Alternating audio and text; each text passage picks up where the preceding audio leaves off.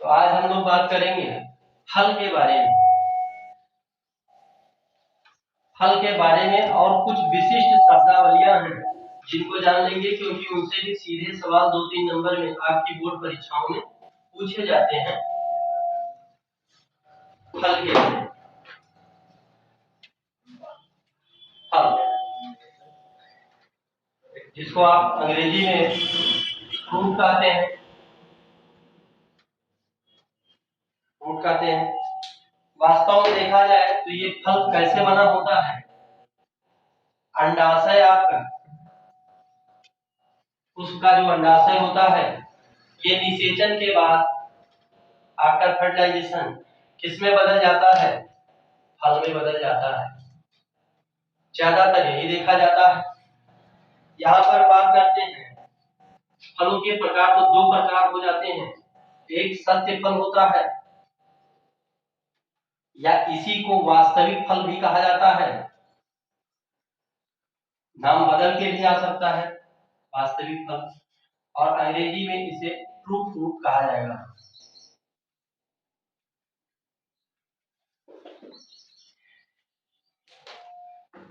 वास्तविक फल उन्हें कहते हैं जो क्या होते हैं, ऐसे फल, यहाँ पर लिख लेंगे कि ऐसे फल जिनका निर्माण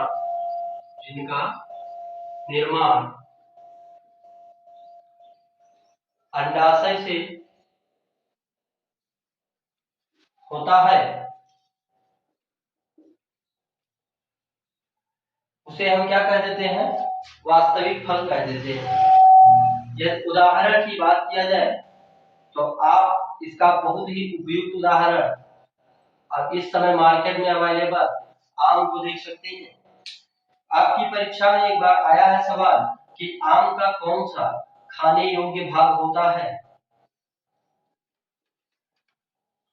तो आम का खाने योग्य भाग मध्य फलभित्ति कहलाता है। मध्य फलभित्ति कहलाता है।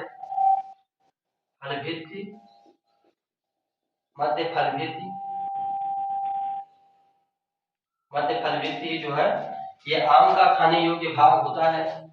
यदि हम बात करें असत्य फल की, असत्य फल की, या इसी को कूट फल कहा जाता है। असत्य फल या कूट फल, या इसी को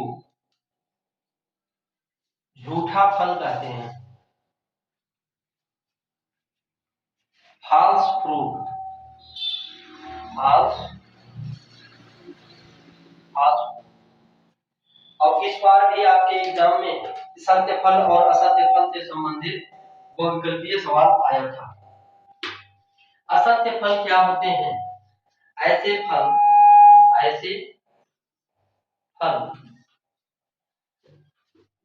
जिसके निर्माण में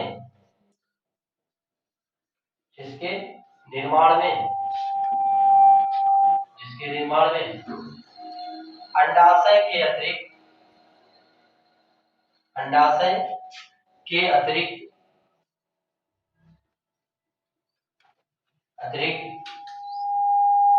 ऐसे फल जिनके निर्माण में अंडाशय के अतिरिक्त अन्य भाग भी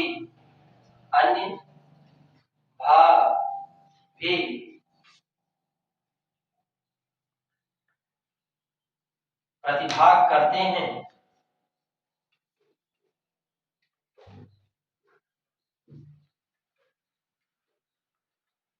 वो सब जो है आपके असत्य फल कहलाएंगे। सेब, ये जो सेब होता है ये असत्य फल की श्रेणी में आता है। इसका यदि खाने योग्य भाग की बात किया जाए,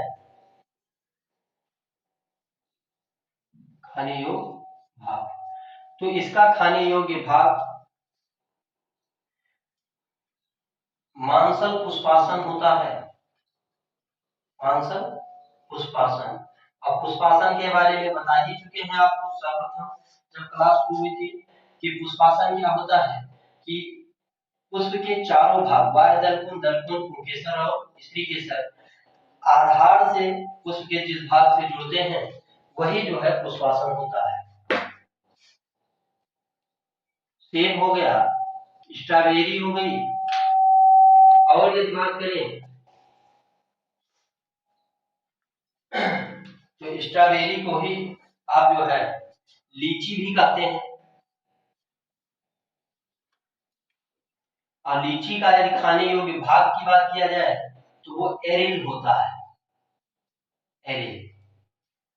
ये तो बात हो गई फल के बारे में कि फल दो प्रकार के, सत्य फल, असत्य फल, और इनके जो है खाने योग्य भागों की बात कर ली गई, एक एक दो दो एग्जाम्पल की बात कर लिया। अब कुछ विशिष्ट शब्दावलियों की बात करते हैं। कौन कौन सी विशिष्ट शब्दावलियां हैं जो आपके एग्जाम में सीधे तौर पर पूछी जाती है।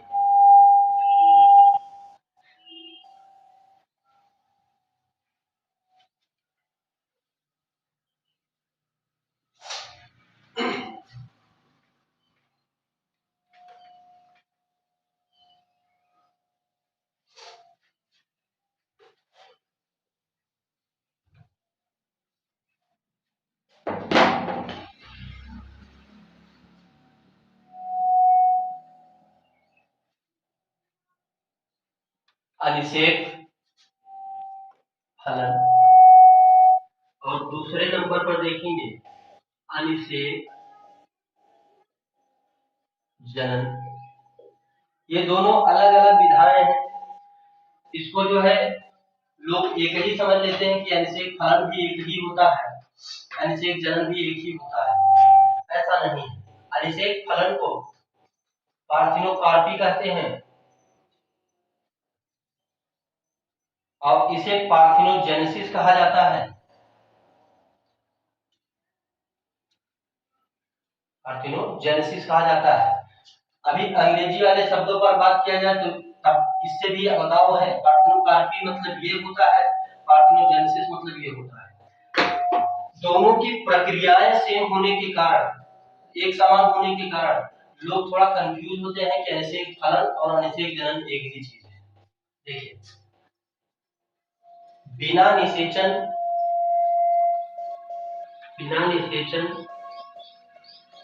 के फल का निर्माण, बिना निषेचन के फल का, बिना निषेचन के फल का निर्माण, ये जो है प्रक्रिया आपकी अनिषेक फलन कहती है। निषेचन ना हो तब भी फल बन जाए। एग्जाम्पल में यदि हम बात करें तो वो आपका केला ले लीजिए, नेचुरल पार्थिनोकार्पी है, अंगूर भी कह सकते हैं आप, इत्यादि इत्यादि। अनिषेक जनन की यदि बात किया जाए, थोड़ी सी प्रक्रिया समान है, क्योंकि यहाँ भी बिना निषेचन मतलब निषेचन नहीं है, यहाँ भी निषेचन नहीं होगा। तो लिखेंगे कि बिना निषेचन,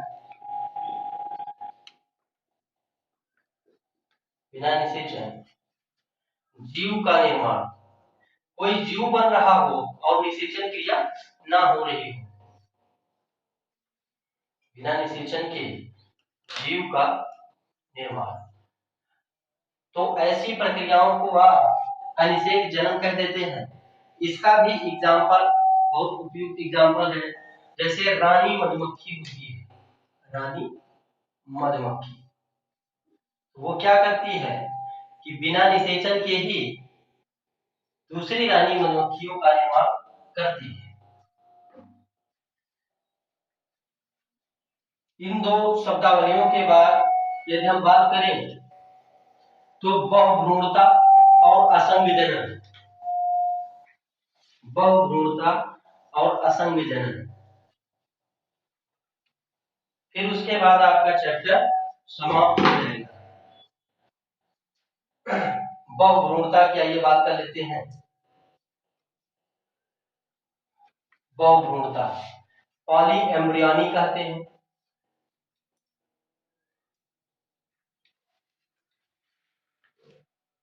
पॉली एम्ब्रियोनी, इसके अंतर्गत क्या होता है,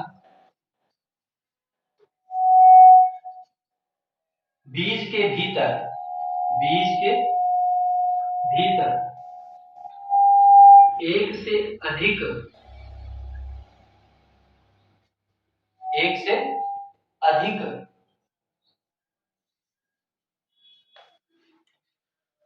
एक से अधिक भ्रूणों का निर्माण होना, भ्रूणों का निर्माण होना क्या कहलाता है? बहुभ्रूणता कहलाता है। बहुभ्रूणता कहलाता है। ठीक है। यदि इसमें एग्जाम्पल की बात किया जाए तो आप देख सकते हैं, संतरा देख लीजिए, और किसकी बात कर लें, नींबू देख लीजिए। इसमें सब में बहुभ्रूणताएं देखी जाती हैं।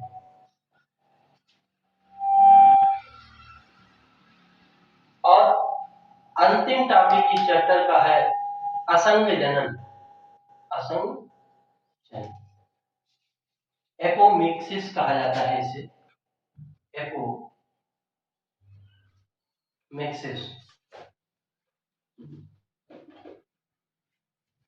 जो असंग जनन होता है ये क्या है?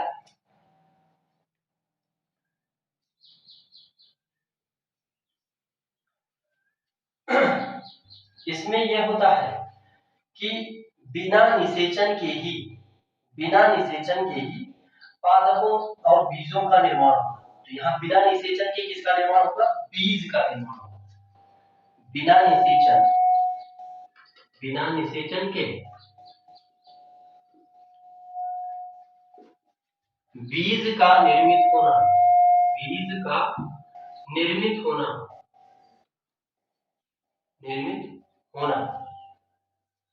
ये जो है आपका असंग जनन में चला जाता है।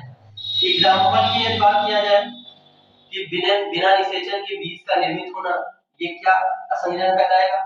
तो घास फूल के जितने पौधे हैं, घास फूल के पौधे, इन सभी में असंग जनन देखा गया है। तो आप सभी को ऑनलाइन बने रहने के लिए, हमें सपोर्ट करने के लिए बहुत बहुत धन्यवाद और आभार। आप सभी का बहुत साथ मिलता रहेगा। और आज जो है पुष्पी पादपों में लैंगिक जनन समाप्त होता है। आगे बहुत सारे पाठ हैं, मानव जनन है, आनुवंशिकता है, और भी तमाम पाठ हैं जिनका अध्ययन आप निरंतर करते रहेंगे।